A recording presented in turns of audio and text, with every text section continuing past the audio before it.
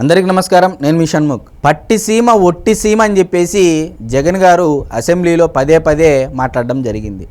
మరి అదే జగన్ గారిని కృష్ణా జిల్లా ప్రజలను ఆదుకోవాలి అన్న, రాయలసీమ రైతాంగానికి నీళ్ళు ఇవ్వాలన్నా ఉపయోగపడింది అనేటువంటి అంశం జగన్మోహన్ రెడ్డి గారు ఏనాడు కూడా అసెంబ్లీలో కానీ ప్రజల ముందు కానీ మీడియా ముఖంగా కానీ ఎప్పటికీ చెప్పలేదు. మరి అటువంటి ఎన్నో విషయాలు ఈరోజు పట్టిసీమ ఎత్తిపోతల పథకం గురించి మనం ఖచ్చితంగా చెప్పుకోవాలి. ఇప్పుడున్నటువంటి పరిస్థితుల్లో భారతదేశంలో ఎల్నినో పరిస్థితుల కారణంగా చాలా రాష్ట్రాల్లో వర్షాభావ లేమి పరిస్థితులు ఏర్పడతా ఉన్నాయి. మరి కొన్ని ప్రాజెక్టుల్లో కొన్ని రిజర్వాయర్లలో నీటి మట్టాలు అడుగున అట్టడిగిపోతున్నాయి.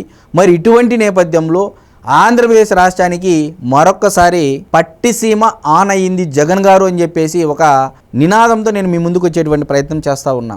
ఈరోజు కృష్ణానది పరివాహక ప్రాంతంలో మీరు చూడొచ్చు, ఆల్మట్టి, నారాయణపూర్, జూరాల, శ్రీశైలము, నాగార్జున సాగర్, పులిచింతల, ప్రకాశం బ్యారేజ్ సముద్రంలో ఈ కృష్ణానది క్యాచ్మెంట్ ఏరియా ద్వారా నీళ్లు ప్రవహించి సముద్రంలో కలుస్తాయి. మరి ఇప్పుడు కృష్ణానది పరివాహక ప్రాంతంలో నీటి లభ్యత తక్కువగా కొనసాగుతూ ఉంది.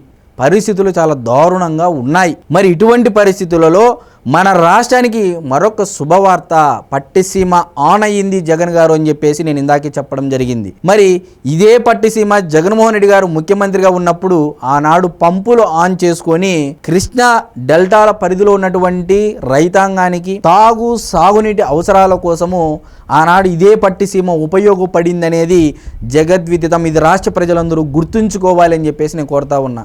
మరి ఇదే జగన్మోహన్ రెడ్డి గారు ఆనాడు పట్టిసీమ కడితే ఇది స్కాము, ఇది పట్టిసీమ అనేది స్కామ్ అని చెప్పేసి కూడా ఆయన ఆరోపించడం జరిగింది. మరి అదే పట్టిసీమ ఈనాడు గోదావరి నది పరివాహక ప్రాంతంలో క్యాచ్మెంట్ ఏరియాలో పైన వరద ఎక్కువగా పడతా ఉంది. మరి ఆ వరద అనేది మన కింది కొనసాగుతూ ఉంది.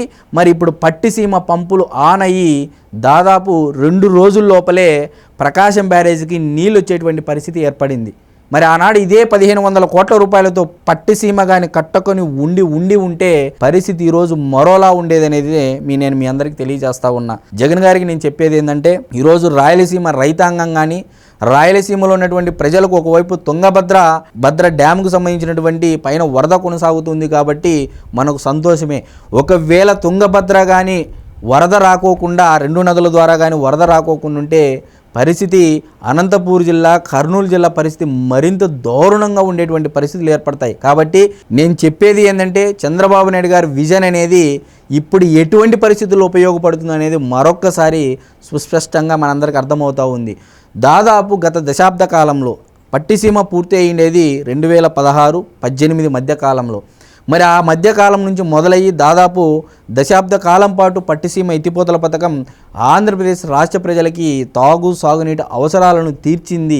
మరి అటువంటి పట్టిసీమ ఎత్తిపోతల పథకం అనేటువంటి ఒక ఖచ్చితంగా మనం చెప్పాల్సినటువంటి అవసరం ఎంతైనా ఉంది. కాబట్టి పదే మనం అందరం గుర్తుంచుకోవాల్సినటువంటి విషయం ఏంటంటే, సిబిఎన్ గారు చేపట్టినటువంటి బృహత్తరమైనటువంటి కార్యక్రమం 1500 కోట్ల రూపాయలతో పట్టిసీమ ఎత్తిపోతలకం ఏదైతే ఉందో, ఈ దశాబ్ద కాలంలో 439 టీఎంసీలు అనగా జగన్మోహన్ రెడ్డి గారు కూడా ముఖ్యమంత్రిగా ఉన్నప్పుడు ఆ పట్టిసీమ పంపులు ఆన్ చేసుకొని రాయలసీమ ప్రజలకు కూడా నీళ్ళు ఇచ్చినటువంటి పరిస్థితి. మీకు ఫర్ ఎగ్జాంపుల్ ఒకటి చెప్తాను. 2016 నుంచి 19 మధ్య కాలంలో దాదాపు 80 టీఎంసీల నీళ్లు కృష్ణా డెల్టాకు వస్తే దామాష ప్రకారం 35 టీఎంసీలు తెలంగాణకు కూడా ఇచ్చినటువంటి ఘనత సిబిఎన్ గారికి దక్కుతుందని చెప్పేసి నేను మీ అందరికీ తెలియజేస్తా ఉన్నా.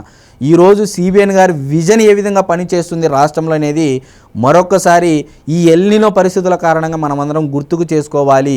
గోదావరి నదీ జలాలను ఈరోజు పట్టిసీమ ద్వారా కృష్ణా డెల్టాలోకి కలిపేసి ఈరోజు కృష్ణా జిల్లా ప్రజలకు కానీ, విజయవాడ, గుంటూరు జిల్లా ప్రజలకు, ఆ ఏరియాలో ఉన్నటువంటి ఆయకట్టు స్థిరీకరణ చేసుకునేటువంటి ప్రజలకి ఈరోజు అదే వరప్రదాయనిగా మారిందనేది అంటే నీళ్లు తాగేటువంటి వారు, వ్యవసాయానికి నీళ్లు ఉపయోగించుకునే వారు ప్రతి ఒక్కరూ దీనిని గుర్తుపెట్టుకొని మరొకసారి సిబిఎన్ గారి విజయాన్ని గుర్తుకు పెట్టుకోవాలని చెప్పేసి నేను మనస్ఫూర్తిగా కోరుతా ఉన్నా.